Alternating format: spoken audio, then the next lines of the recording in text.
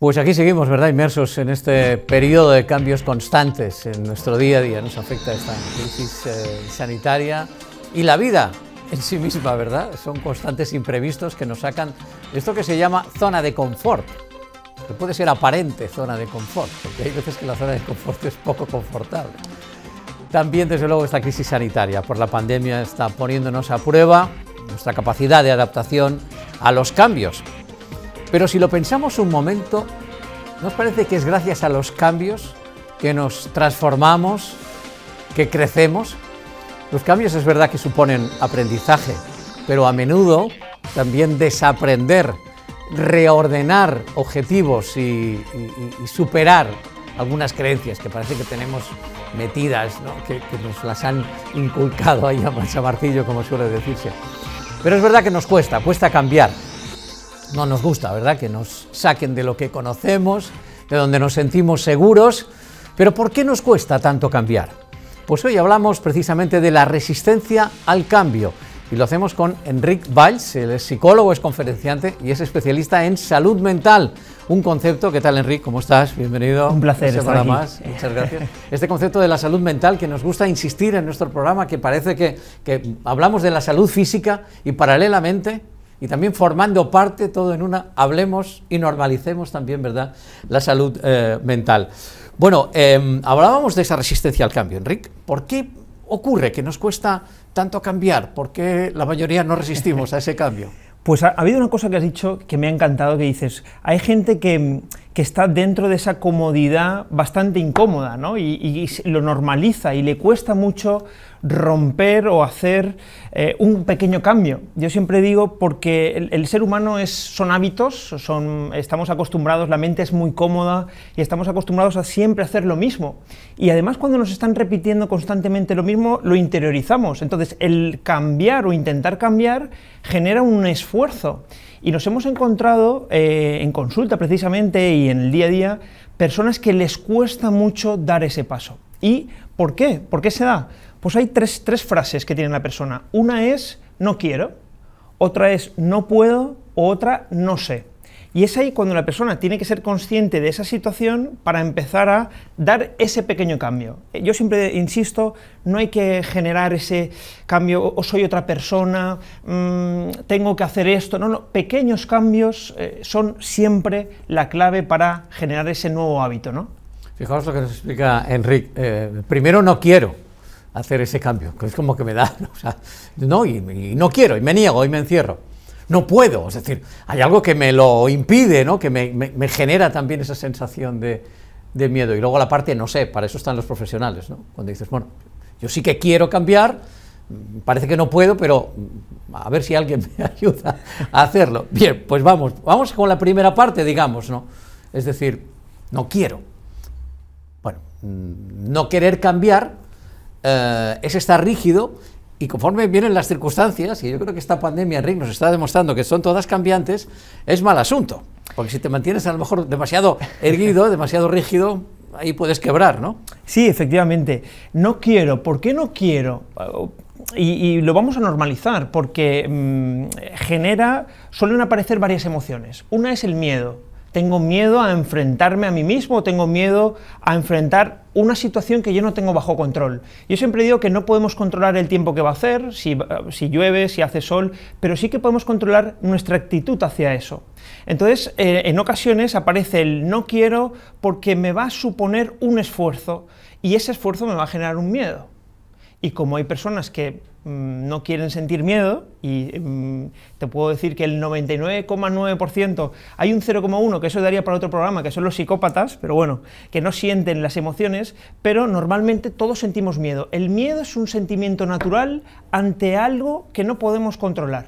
Y entonces, si lo vamos evitando, es cuando se generan esos estados ansiosos, depresivos, las fobias famosas. Tengo miedo, por ejemplo, ha aparecido a raíz de la pandemia un concepto que se llama la afefobia, que es el miedo a ser tocado o a tocar, por ese miedo excesivo.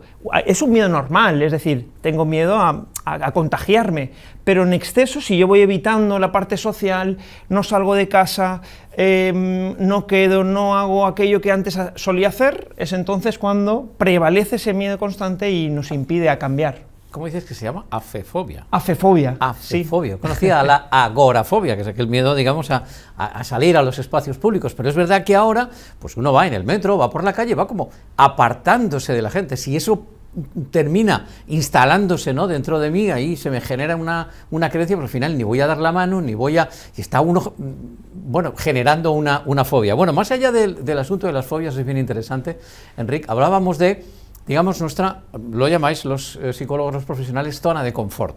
Yo no sé si tendríamos que cambiar el nombre, la zona de confort, porque muchas veces, sobre todo la gente que sufre, que lo está pasando mal, desde luego es muy poco confortable, es decir, hay que salir de ahí.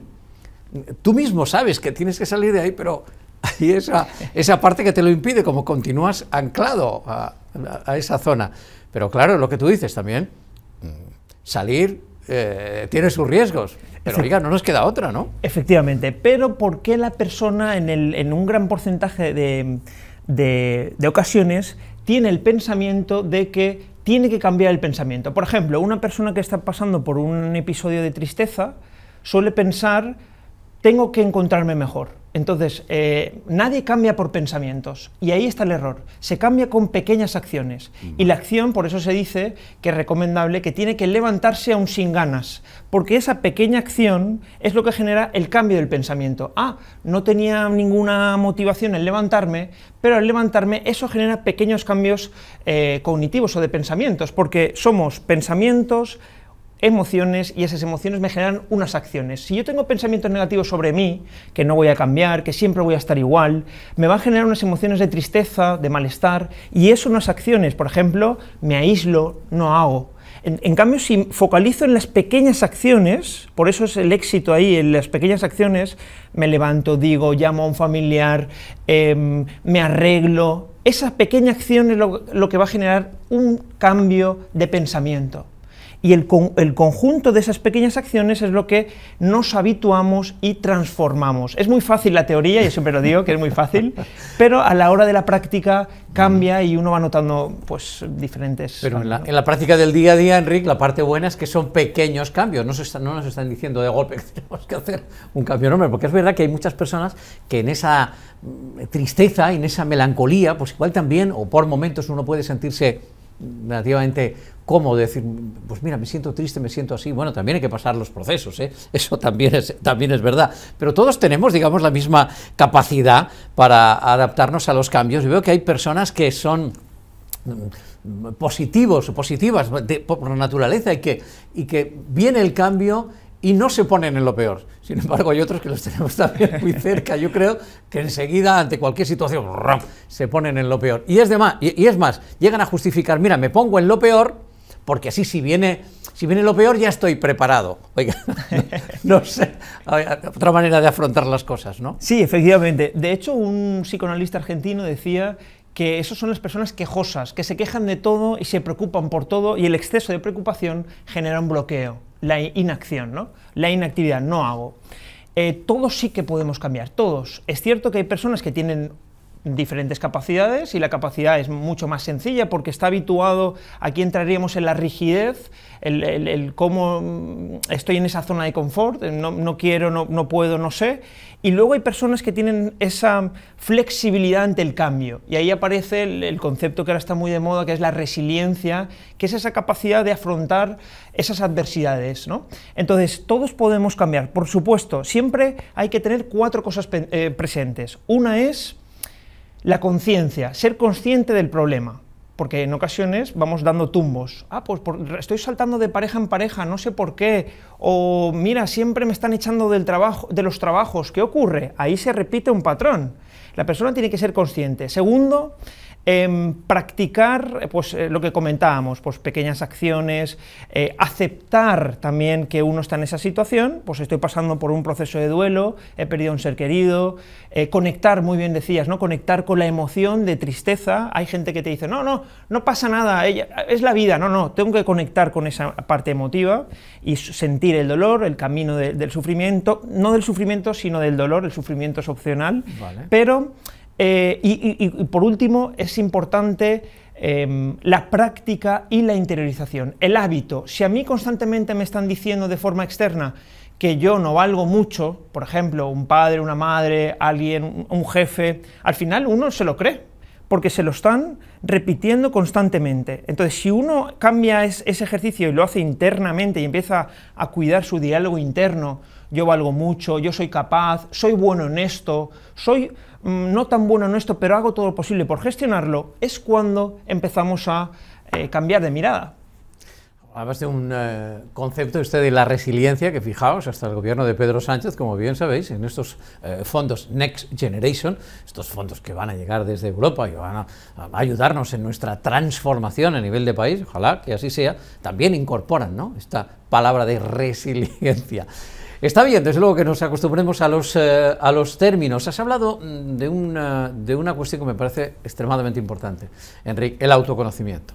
Pero es que me parece tan clave en tantísimos aspectos de la salud mental, me parece absolutamente fundamental. Pero claro, pienso también que en esa resistencia en este caso, al autoconocimiento, está aquella frase que yo también me digo mucho, y es aquello de autoconocer, pero ¿quién se va a conocer mejor que yo? Vamos, el terapeuta me va a conocer. Autoconocimiento, pero si yo ya me conozco, ya, me suena eso, ¿no? Sí, hay una parte consciente que la persona sí que es consciente de cómo, bueno, hago esto, pero en muchas ocasiones, si no se lo trabaja personalmente, individualmente, hay una parte inconsciente que está en nosotros, que es ese sexto sentido, es cuando conozco a alguien, uy, pues me cae bien, o me cae mal, es eso que no tenemos bajo control, y entender el por qué estoy repitiendo estas conductas. El otro día me decía una persona, es que, Enric, me cuesta mucho abrirme, conocer gente, porque tengo miedo al fracaso. Tengo ese sentimiento de vergüenza, de hacerlo mal, tengo que estar a la altura. ¿Y eso por qué es? Bueno, y entonces en el trabajo terapéutico salió encima de la mesa que era por ese miedo relacionado también en la infancia y adolescencia, cuando se sentía rechazada, ¿no? Entonces, cuando sanamos eso y somos conscientes, somos capaces de afrontar y decir, pues bueno, no voy a ser esclava de mi pasado, bueno, y ahí empezamos a trabajar, ¿no? Momento presente, empezar a confiar en ti misma, bueno, todos estos aspectos que es muy importante. El autoconocimiento es la clave, si no estamos dando palos de ciego, ¿no? Eso de también cuando tenemos algo tan instalado dentro, eso que llamáis los profesionales creencias, y que las tenemos muy metidas. A ver, si son creencias positivas, que te potencian en la vida y demás, pues oye, maravilloso, pero aquellas que te lastran son las que son más fastidiadas. Me ha gustado esta idea que planteabas de que nos preguntemos a nosotros mismos por qué nos pasan las cosas que nos pasan y si estamos repitiendo algún patrón, y luego con los profesionales ver cuál es la tecla, es decir, dónde está esa creencia instalada que nos está haciendo que repitamos todos esos patrones.